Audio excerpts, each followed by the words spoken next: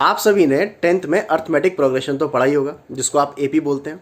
पर क्या आपको पता है कि एपी की शुरुआत कहाँ से हुई थी और किसने की थी? चलिए मैं आपको बताता हूँ। ये कहानी जर्मनी के एक छोटे से शहर ब्राउन्सवेग के एक स्कूल से शुरू होती है, जहाँ पर किसी कारण से एक टीचर का उस दिन पढ़ाने का मन नहीं था। तो उन्होंने क्लास में बच्चों को एक प्रश्न दिया, जिसमें बच्चों को 1 से लेके 100 तक प्लस करना था, 1 से लेके 100 तक का एडिशन करना था। जैसे 1 + 2 + 3 + 4 + 5 इस तरीके से 100 तक ऐड करना था। तो जाहिर है इस पूरी प्रोसेस में समय लगने वाला था। तो टीचर निश्चिंत होकर अपनी जगह पे जाके बैठ गए। कुछ देर बाद उन्होंने देखा कि एक विद्यार्थी किसी भी तरह का कोई कार्य नहीं कर रहा है और अपनी सीट पर जगह पे बैठा हुआ है।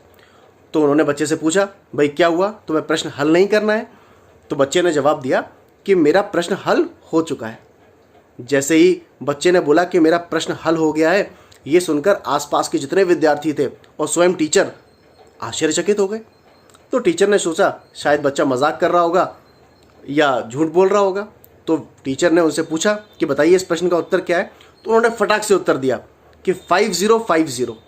और जवाब बिल्कुल सही था। पूरी क्लास में सही जवाब देने वाला इकलौता वही व्यक्ति था और उनका नाम था जोहान कार्ल फ्रेडरिच गॉस, जिनका जन्म जर्मनी में 30 अप्रैल 1777 को हुआ था। बहुत से लोग इनको प्रिंस ऑफ मैथमेटिक्स भी कहते हैं। अलग अलग जगह अलग अलग कहानियाँ हैं जो बताती हैं कि उन्होंने प्रश्न किस तरीके से हल किया होगा। किसी को पुख्ता तो नहीं पता, पर एक तरीका है जो बताता है कि शायद प्रश्न उन्होंने इस तरीके से हल किया होगा। अगर मैं आपसे पूछता कि आप प्रश्न किस तरीके से हल करेंगे, तो आप में से बहुत सारे बच्चे बोलते कि सर हमको सम ऑफ n नेचुरल नंबर का फॉर्मूला याद है, n इंटू ब्रैकेट में n+1/2। इस फॉर्मूले को लगाकर हम आंसर निकाल देंगे। या फिर आप में से बहुत सारे बच्चे बोलेंगे सर हमको सम ऑफ n टर्म्स का भी फॉर्मूला याद है, Sn = n/2 2a + n-1d। इस तरीके से भी हम आंसर निकाल सकते हैं। पर उस समय फॉर्मूले की डिस्कवरी नहीं हुई थी। तो आखिर गॉस ने प्रश्न को हल कैसे किया होगा? जैसा कि प्रश्न है कि 1 + 2 + 3 + 4 + 5 ... कहाँ तक 100 तक इसको आपको एडिशन करना है। 100 से पहले क्या आएगा आपका 99, और 99 से पहले क्या आएगा आपका 98। तो अगर आप फर्स्ट वाले नंबर को और लास्ट वाले नंबर को ऐड करेंगे तो आप देखेंगे कि आपका 101 आ रहा है। उसी तरह से आप देखेंगे अगर आप सेकेंड टर्म को और सेकेंड लास्ट नंबर को ऐड करेंगे 2 + 99 को, तो भी कितना आ रहा है आपका 101। इसी तरीके से आप थर्ड नंबर और थर्ड लास्ट को ऐड करेंगे तो भी आपका कितना आ रहा है 101। तो इस तरीके से आप जब भी ऐड करेंगे इस सीक्वेंस में तो आपको 101 ही मिलेगा। तो इस तरीके से कितने पेयर मिल रहे हैं आपको? टोटल नंबर से 100, पर कितनों को जोड़ने के बाद आपको 101 मिल रहा है? 2 नंबरों को जोड़ने के बाद आपको 101 मिल रहा है। मतलब ऐसे कितने पेयर हो गए आपके पास में? ऐसे आपके पास 50 पेयर हो गए। 50 पेयर को जोड़ने के बाद आपको कितना मिल रहा है 101। तो 50 × 101 और आपका आंसर आ जाएगा 5050। तो इस टेक्निक का इस्तेमाल उन्होंने किया होगा 1 से लेके 100 तक के नंबरों को प्लस करने में।